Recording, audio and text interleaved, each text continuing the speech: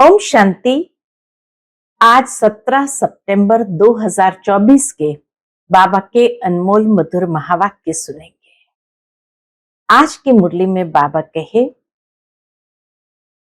मनुष्य को ये बात स्पष्ट करो कि आबू की महिमा क्या है। बाबा कहे, अगर ये बात समझ जाए तो भीड़ लग जाए। मुख्य बात यही उन्हें समझानी है कि परमात्मा आबू में आए हैं और वो आकर के राजयोग सिखा रहे हैं। कल्प पहले भी सिखाया था। फिर बाबा कहे, उससे कौन सी बात स्पष्ट हो जाती है कि परमात्मा सर्वव्यापी नहीं है। उसका संपूर्ण यादगार यहां खड़ा है दिलवाड़ा के रूप में, जहां आदि देव भी है, सब बच्चे भी है जो सहज योग से नए विश्व की स्थापना करते हैं। बाबा कहे, अगर ये बात उन्होंने समझ ली तो बस हर बात को समझना आसान हो जाएगा और यहां भीड़ लग जाएगी। बाबा आकर के यहां से ही सबकी सदगति करते हैं। तो बाबा कहे, तुम्हें सबको ये बात जरूर समझानी है। सुनते हैं आज के बाबा के अनमोल मधुर महावाक्य। ओम शांति। मीठे बच्चे, यह राज सभी को सुनाओ कि आबू सबसे बड़ा तीर्थ है। स्वयं भगवान ने यहां से सबकी सदगति की है। आज की मुरली से प्रश्न है, कौन सी एक बात मनुष्य अगर समझ जाए तो यहां भीड़ लग जाएगी। उत्तर है, मुख्य बात समझ ले कि बाप ने जो राजयोग सिखाया था वह अभी फिर से सिखा रहे हैं। वह सर्वव्यापी नहीं है। बाप इस समय आबू में आकर विश्व में शांति स्थापन कर रहे हैं। उसका जड़ यादगार दिलवाड़ा मंदिर भी है। आदि देव यहां चैतन्य में बैठे हैं। ये चैतन्य दिलवाड़ा मंदिर है। यह बात समझ ले तो आबू की महिमा हो जाए और यहां भीड़ लग जाए। आबू का नाम बाला हो गया तो यहां बहुत आएंगे। ओम शांति। बच्चों को योग सिखाया और सब जगह सब आप ही सीखते हैं। सिखलाने वाले बाप नहीं होते। बाबा कहे, और सब जगह सब आप ही सीखते हैं। सिखलाने वाला बाप नहीं होता। एक दो को आप ही सिखलाते हैं। यहां तो बाप बैठ सिखलाते हैं बच्चों को। रात दिन का फर्क है। वहां तो बहुत मित्र संबंधी आदि याद आते रहते हैं। इतना याद नहीं कर सकते हैं, इसलिए देही अभिमानी बहुत मुश्किल बनते हैं। बाबा कहे, बाप को याद करने के लिए आवश्यकता है देही अभिमानी बनने की। दुनिया के अंदर भले योग मनुष्य एक दूसरे को सिखाते रहते, लेकिन खुद भी देह अभिमान में है तो सीखने वाले भी देह अभिमान में है, इसीलिए उनके लिए मुश्किल है। यहां तो देही अभिमानी तुमको बहुत जल्दी बनना चाहिए, परंतु बहुत है जिनको कुछ भी पता नहीं है। शिव बाबा हमारी सर्विस कर रहे हैं। हमको कहते हैं, अपने को आत्मा समझ बाप को याद करो। सहज राजयोग का आधार ही यह है, अपने को आत्मा समझ बाप को याद करो। जो बाप इसमें विराजमान है, यहां विराजमान है, उनको याद करना पड़े। बाबा कहे जो बाप इसमें विराजमान है, यानी ब्रह्मा बाबा के तन में विराजमान है, यहाँ विराजमान है, उनको याद करना पड़ता है। बहुत बच्चे हैं जिनको ये निश्चय ही नहीं है कि शिव बाबा ब्रह्मा तन द्वारा हमको सिखला रहे हैं। जैसे और लोग कहते हैं, हम कैसे निश्चय करें? कई मनुष्य कहते हैं ना, हम कैसे निश्चय करें? ऐसे यहां भी है। अगर पूरा निश्चय होता तो बहुत प्यार से बाप को याद करते करते अपने में बल भरते हैं। हम बाबा कहे अगर पूरा निश्चय होता तो बहुत प्यार से बाप को याद करते करते अपने में बल भरते, बहुत सर्विस करते, क्योंकि सारे विश्व को पावन बनाना है ना। बाबा कहे सारे विश्व को पावन बनाना है ना। योग में भी कमी है तो ज्ञान में भी कमी है। बाबा ने रिजल्ट देखी कि बच्चों में अभी भी योग में भी कमी है तो ज्ञान में भी कमी है। सुनते तो है परंतु धारणा नहीं होती है। धारणा अगर हो तो फिर औरों को भी धारणा करावे।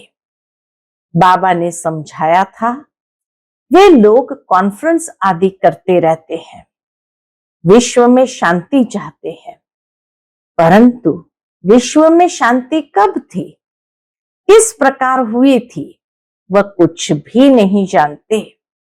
किस प्रकार की शांति थी वही चाहिए ना। यह तो तुम बच्चे ही जानते हो, विश्व में सुख शांति की स्थापना अब हो रही है। बाप आया हुआ है। कैसे यह दिलवाड़ा मंदिर है, आदि देव भी है और ऊपर में विश्व में शांति का नजारा भी है। दिलवाड़ा मंदिर को बाबा स्पष्ट करते हैं। नीचे सभी याद में बैठे हैं, ऊपर में विश्व में शांति स्थापन की हुई उसका नजारा भी है, अर्थात स्वर्ग का नजारा भी है। तो आदि देव भी है और ऊपर में विश्व में शांति का नजारा भी है। कहां भी कॉन्फ्रेंस आदि में तुमको बुलाते हैं तो तुम पूछो विश्व में शांति किस प्रकार की चाहिए। इन लक्ष्मी नारायण के राज्य में विश्व में शांति थी, वह तो दिलवाड़ा मंदिर में पूरा यादगार है। विश्व में शांति का सैंपल तो चाहिए ना। लक्ष्मी नारायण के चित्र से भी समझते नहीं है। लोग मंदिरों में लक्ष्मी नारायण का चित्र देखते हैं लेकिन उससे भी समझते नहीं है कि उनके राज्य में कितनी सुख शांति थी। पत्थर बुद्धि है ना, तो उन्हों को बताना चाहिए कि हम बता सकते हैं विश्व में शांति का सैंपल एक ही लक्ष्मी नारायण है। और फिर इन्हों की राजधानी भी देखना चाहते हो तो वह भी दिलवाड़ा मंदिर में चलकर देखो, मॉडल ही दिखाया जाएगा ना। यह चलकर आबू में देखो। दिलवाड़ा मंदिर का पूरा यादगार बाबा कहे चलकर आबू में देखो। मंदिर बनाने वाले खुद नहीं जानते हैं, मंदिर बनाने वाले तो नहीं जानते हैं, जिन्होंने ही बैठ ये यादगार बनाया है, जिसका दिलवाड़ा मंदिर नाम रख दिया है, आदि देव को भी बिठाया है, ऊपर में स्वर्ग भी दिखाया है। जैसे वह जड़ है वैसे तुम हो चैतन्य। इनको चैतन्य दिलवाड़ा नाम रख सकते हैं। आबू में पांडव भवन को बाबा कहे चैतन्य दिलवाड़ा नाम रख सकते हैं, परंतु पता नहीं कितनी भीड़ हो जाए, पता नहीं है, इसलिए बाबा कहे भीड़ नहीं हो रही है। नहीं तो अगर पता हो जाए तो पता नहीं कितनी भीड़ हो जाए, मनुष्य ही मूंझ जाए, ये फिर क्या है। समझाने में बड़ी मेहनत लगती है, बहुत बच्चे भी नहीं समझते हैं। अभी तक बाबा कहे बहुत बच्चे भी नहीं समझते हैं, बल दर पर है, पास में बैठे हैं, समझते कुछ भी नहीं है। प्रदर्शनी में अनेक प्रकार के मनुष्य जाते हैं। ढेर मत पंथ है, बाबा कहे ढेर मठ पंथ है, वैष्णव धर्म वाले भी है। वैष्णव धर्म का अर्थ ही नहीं समझते हैं।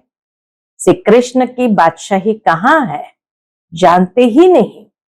श्री कृष्ण की राजाई को भी स्वर्ग वैकुंठ कहा जाता है। बाबा ने कहा था जहां बुलावा हो वहां जाकर तुम समझाओ विश्व में शांति कब थी। मुख्य टॉपिक आज हरेक को शांति चाहिए, तो बाबा कहे इसी बात पर समझाओ कि विश्व में शांति कब थी। ये आबू सबसे ऊंचे ते ऊंचा तीर्थ है, क्योंकि यहाँ बाप विश्व की सदगति कर रहे हैं। आबू पहाड़ी पर उनका सैंपल देखना हो तो चलकर दिलवाड़ा मंदिर देखो। सैंपल अगर देखना है तो दिलवाड़ा मंदिर देखो।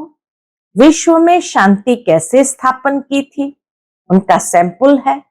सुनकर बहुत खुश होंगे, जैनी लोग भी खुश होंगे। तुम कहेंगे ये प्रजापिता ब्रह्मा हमारा बाप है, आदिदेव। तुम समझाते हो फिर भी समझते नहीं है। कहते हैं ब्रह्मा कुमारियां पता नहीं क्या कहती है। तो अब तुम बच्चों को आबू की बहुत ऊंची महिमा करके समझाना चाहिए। आबू है बड़े ते बड़ा तीर्थ। बॉम्बे में भी समझा सकते हो। आबू पहाड़ बड़े ते बड़ा तीर्थ है, क्योंकि परम पिता परमात्मा ने आबू में आकर स्वर्ग की स्थापना की है। कैसे स्वर्ग की रचना रची है, वह स्वर्ग का और आदि देव का मॉडल सब आबू में है। स्वर्ग का भी मॉडल है तो बाबा कहे आदि देव का भी मॉडल है, सब आबू में है, जिसको कोई भी मनुष्य समझते नहीं है। हम अब जानते हैं, तुम नहीं जानते हो, इसलिए हम तुमको समझाते हैं। पहले तो तुम पूछो कि विश्व में शांति किस प्रकार चाहते हो, कभी देखा है? पूछो, बाबा कहे किस प्रकार की शांति चाहते हो, कभी देखा है? विश्व में शांति तो इनके, लक्ष्मी नारायण का चित्र दिखाते हुए बाबा कहते हैं विश्व में शांति तो इनके राज्य में थी।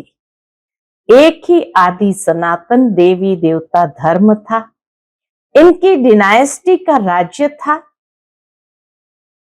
चलो तो इन्हों की राजधानी का मॉडल आबू में तुमको दिखाएं।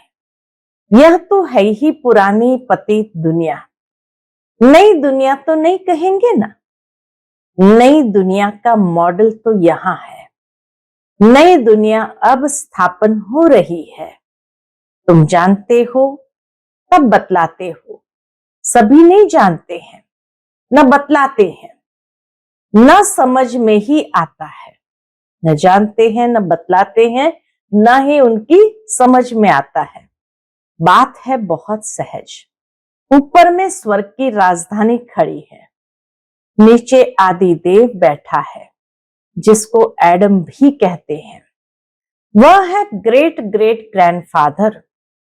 ऐसे तुम महिमा सुनाएंगे तो सुनकर खुश होंगे। है भी बरोबर एक्यूरेट। कहो तुम श्री कृष्ण की महिमा करते हो, परंतु तुम जानते तो कुछ भी नहीं हो। श्री कृष्ण तो वैकुंठ का महाराजा, विश्व का मालिक था। उसका तुम मॉडल देखना चाहते हो तो चलो आबू, तुमको वैकुंठ का मॉडल दिखाएंगे। बाबा कहे उनको कहो कि अगर विश्व का मालिक वैकुंठ में श्री कृष्ण को कहते हैं तो श्री कृष्ण है वैकुंठ का महाराजा, विश्व का मालिक था। उसका तुम मॉडल देखना चाहते हो तो चलो आबू में, तुमको वैकुंठ का मॉडल दिखाएंगे। कैसे पुरुषोत्तम संगम युग पर राजयोग सीखते हैं, जिससे फिर विश्व के मालिक बने हैं, वह भी मॉडल दिखावे। संगम युग की तपस्या भी दिखाएं। प्रैक्टिकल जो हुआ था उनका यादगार दिखाएं। शिव बाबा जिसने लक्ष्मी नारायण का राज्य स्थापन किया, उनका भी चित्र है। अम्बा का भी मंदिर है। अम्बा को कोई 10-20 भुजाएं नहीं है। बाबा कहे अम्बा को कोई 10-20 भुजाएं नहीं है। भुजाएं तो 2 ही होती है। तुम आओ तो तुमको दिखाएं। वैकुंठ भी आबू में दिखाएं। आबू में ही बाप ने आकर सारे विश्व को हेवन बनाया है, सदगति दी है। आबू सबसे बड़ा तीर्थ है। सब धर्म वालों की सदगति करने वाला एक ही बाप है। उनका यादगार चलो तो आपको आबू में दिखाए। आबू की तो तुम बहुत महिमा कर सकते हो। बाबा कहे आबू की तो तुम बहुत महिमा कर सकते हो। तुमको सब यादगार दिखाएं। क्रिश्चियन लोग भी जानना चाहते हैं। क्या जानना चाहते हैं? प्राचीन भारत का राजयोग किसने सिखाया? क्या चीज थी वो राजयोग? क्या चीज थी? बोलो, चलो आबू में दिखाएं। वैकुंठ भी पूरा एक्यूरेट बनाया है। ऊपर छत में पूरा वैकुंठ एक्यूरेट दिखाया है। तुम ऐसा नहीं बना सकते हो, तो यह अच्छी रीति बताना है। टूरिस्ट धक्का खाते हैं, वह भी आकर समझे। तुम्हारा आबू का नाम वाला हो गया तो बहुत आएंगे। बाबा की ये भविष्यवाणी है कि एक दिन आबू का नाम ऐसा बाला हो जाएगा तो बहुत लोग आएंगे। आबू बहुत मशहूर हो जाएगा। जब कोई पूछते हैं कि विश्व में शांति कैसे हो, सम्मेलन आदि में निमंत्रण देते हैं, तो पूछना चाहिए विश्व में शांति कब थी? वह जानते हो? विश्व में शांति कैसे थी? चलो हम समझाएं, मॉडल्स आदि सब दिखाएं। ऐसा मॉडल और कहां भी नहीं है। आबू ही सबसे बड़ा ऊंच से ऊंच तीर्थ है, जिसमें बाप ने आकर के विश्व में शांति, सर्व की सदगति की है। खाली विश्व में शांति नहीं की, लेकिन हर आत्मा की सदगति भी की है। ये बातें और कोई नहीं जानते। तुम्हारे में भी नंबरवार है। बल बड़े महारथी म्यूजियम आदि संभालने वाले हैं, परंतु ठीक रीति किसको समझाते हैं व नहीं। बाबा रीड तो करते हैं ना। बाबा हर एक के चेहरे से रीड तो करते हैं ना। बाबा सब कुछ समझते हैं। जो भी जहां भी है उनको समझते हैं। कौन कौन पुरुषार्थ करते हैं, क्या पद पाएंगे। इस समय अगर मर पड़े तो कुछ भी पद पा नहीं सकेंगे। याद के यात्रा की मेहनत वह समझ नहीं सकते। बाप रोज रोज नई बातें समझाते हैं। ऐसे ऐसे समझा कर ले आओ। यहां तो यादगार कायम है। बाप कहते हैं मैं भी यहां हूं, आदि देव भी यहां है, वैकुंठ भी यहां है। आबू की बहुत भारी महिमा हो जाएगी। आबू पता नहीं क्या हो जाएगा। जैसे देखो, कुरुक्षेत्र को अच्छा बनाने के लिए करोड़ों रुपया उड़ाते रहते हैं। कितने ढेर मनुष्य जाकर वहां इकट्ठे होते हैं।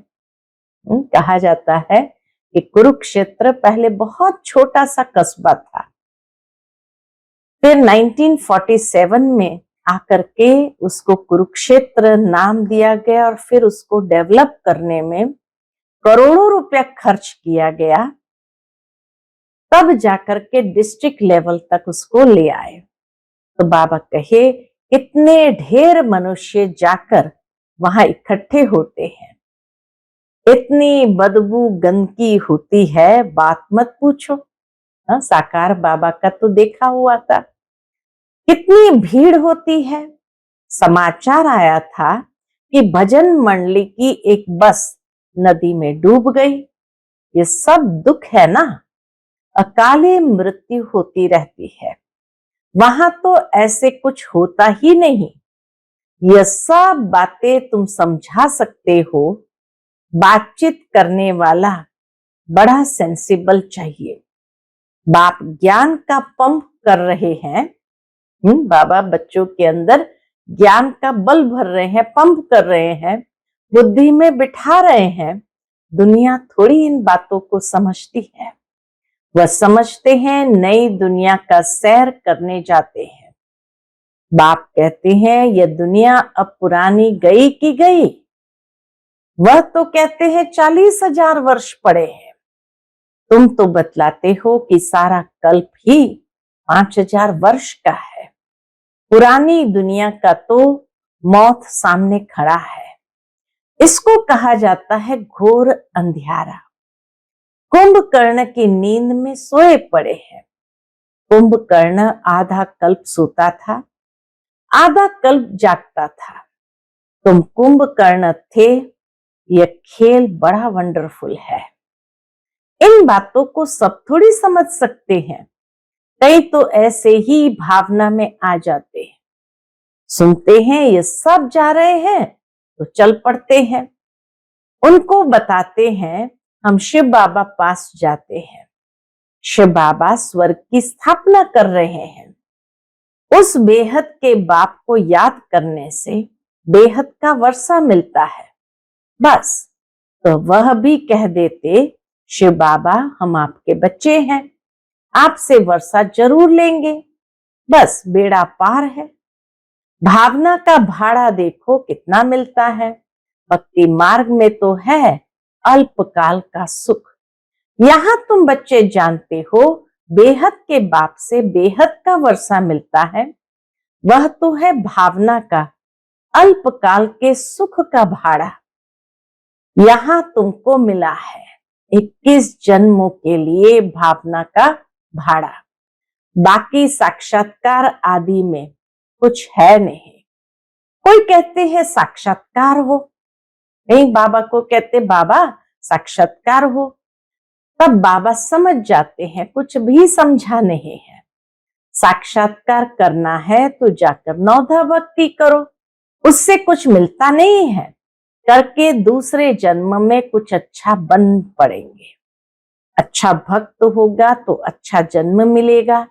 यह तो बात ही न्यारी है। बाबा कहे यहाँ तो बाबा को प्रेम से याद करना है, साक्षात्कार की कोई बात ही नहीं है। तो यह तो बात ही न्यारी है। ये पुरानी दुनिया बदल रही है। बाप है ही दुनिया बदलने वाला। यादगार खड़ा है ना, बहुत पुराना मंदिर है। कुछ टूटता करता है तो फिर मरम्मत कराते रहते हैं, परंतु वह शोभा तो कम हो ही जाती है। यह तो सब विनाशी चीजें हैं। तो बाप समझाते हैं बच्चे, एक तो अपने कल्याण के लिए अपने को आत्मा समझ बाप को याद करो तो विकर्म विनाश हो। पढ़ाई की बात है। बाकी यह जो मथुरा में मधुबन कुंज गली आदि बैठ बनाया है वो कुछ भी है नहीं। न कोई गोप गोपियों का खेल है। यह समझाने में बड़ी मेहनत करनी पड़ती है। एक एक पॉइंट बाबा कहे एक एक पॉइंट अच्छी रीति बैठ समझाओ। कॉन्फ्रेंस आदि में भी चाहिए योग वाला। तलवार में जौहर नहीं होगा, इसको तीर लगेगा नहीं। तब बाप भी कहते हैं अभी देरी है। अभी मान ले कि परमात्मा सर्वव्यापी नहीं है तो भीड़ लग जाए। अभी अगर मान ले कि परमात्मा सर्वव्यापी नहीं है तो बाबा कहे भीड़ लग जाए, परंतु अभी टाइम नहीं है। इस बात को सिद्ध होने का अभी टाइम नहीं। एक बात मुख्य समझ जाए कि राजयोग बाप ने सिखाया था, जो इस समय सिखला रहे हैं, इसके बदले नाम उसका डाल दिया जो कि अभी सांवरा है। इतनी बड़ी भूल है। इससे ही तुम्हारा बेड़ा डूब गया है। अब बाप समझाते हैं ये पढ़ाई सोर्स ऑफ इनकम है। स्वयं बाप मनुष्य को देवता बनाने के लिए पढ़ाने आते हैं। इसमें पवित्र भी जरूर बनना है, दैवी गुण भी धारण करने हैं, नंबरवार तो होते ही है। जो भी सेंटर्स है सब नंबरवार है। ये सारी राजधानी स्थापन हो रही है। मासी का घर थोड़ी है। बोलो, स्वर्ग कहा जाता है सतयुग को, परंतु वहां का राज्य कैसे चलता है? देवताओं का झुंड देखना हो तो चलो आबू। और कोई ऐसी जगह है नहीं जहां ऐसे छत में राजाई दिखाई है। बल अजमेर में स्वर्ग का मॉडल है, परंतु वह और बात है। यहाँ तो आदि देव भी है ना। सतयुग किसने और कैसे स्थापन किया, ये तो एक्यूरेट यादगार है। अभी हम चैतन्य दिलवाड़ा नाम लिख नहीं सकते हैं। पांडव भवन को चैतन्य दिलवाड़ा नाम लिख नहीं सकते हैं। जब मनुष्य खुद समझ जाएंगे तो आप ही कहेंगे तुम लिखो। अभी नहीं। अभी तो देखो, थोड़ी बात में ही क्या कर देते हैं, हंगामा कर देते हैं। क्रोधी बहुत होते हैं। देह अभिमान है ना। देही अभिमानी तो कोई हो न सके सिवाय तुम बच्चों के। पुरुषार्थ करना है, ऐसे नहीं कि जो नसीब में होगा। पुरुषार्थी ऐसे नहीं कहेंगे, वह तो पुरुषार्थ करते रहेंगे। फिर जब फेल होते हैं तब कहते हैं तकदीर में जो था। ऐसे बाबा कह देते हैं। अच्छा, मीठे मीठे सिकिलधे बच्चों प्रति माता पिता बाप दादा का याद प्यार और गुड मॉर्निंग। रूहानी बाप की रूहानी बच्चों को नमस्ते। हम सभी रूहानी बच्चों की रूहानी माता पिता बाप दादा को याद प्यार, गुड मॉर्निंग और नमस्ते। शुक्रिया बाबा, शुक्रिया। आज की मुरली से धारणा के लिए मुख्य सार है। पहली पॉइंट, देही अभिमानी बनने का पूरा पूरा पुरुषार्थ करना है। ऐसे कभी नहीं सोचना है कि जो नसीब में होगा। सेंसिबल बनना है। पुरुषार्थ करने का भी बाबा कहे सेंसिबल बन करके करना है। दूसरी पॉइंट, ज्ञान सुनकर उसे स्वरूप में लाना है। याद का जौहर धारण कर फिर सेवा करनी है। सबको आबू महान तीर्थ की महिमा सुनानी है। आज का बाप दादा का मधुर वरदान हम बच्चों के प्रति है। एक बाबा शब्द की स्मृति से याद और सेवा में रहने वाले सच्चे योगी, सच्चे सेवाधारी भव। एक बाबा शब्द की स्मृति से याद और सेवा में रहने वाले सच्चे योगी, सच्चे सेवाधारी भव। आप बच्चे मुख से व मन से बार बार बाबा शब्द कहते हो। बच्चे हो तो बाबा शब्द याद आना या सोचना ही योग है। और मुख से बार बार कहना कि बाबा ऐसे कहते हैं, बाबा ने ये कहा, यही सेवा है। लेकिन इस बाबा शब्द को कोई दिल से कहने वाले हैं, कोई नॉलेज के दिमाग से। बाबा कहे बाबा शब्द को कोई दिल से कहने वाले हैं, कोई नॉलेज के दिमाग से। जो दिल से कहते हैं उन्हें दिल में सदा प्रत्यक्ष प्राप्ति, खुशी और शक्ति मिलती है। जो दिल से कहते हैं उनको सदा प्रत्यक्ष प्राप्ति, खुशी और शक्ति मिलती है। दिमाग वालों को बोलने समय खुशी होती, सदा काल की नहीं। आज का स्लोगन है, परमात्मा रूपी क्षमा पर फिदा होने वाले ही सच्चे परवाने हैं। परमात्मा रूपी क्षमा पर फिदा होने वाले ही सच्चे परवाने हैं। अच्छा, ओम शांति।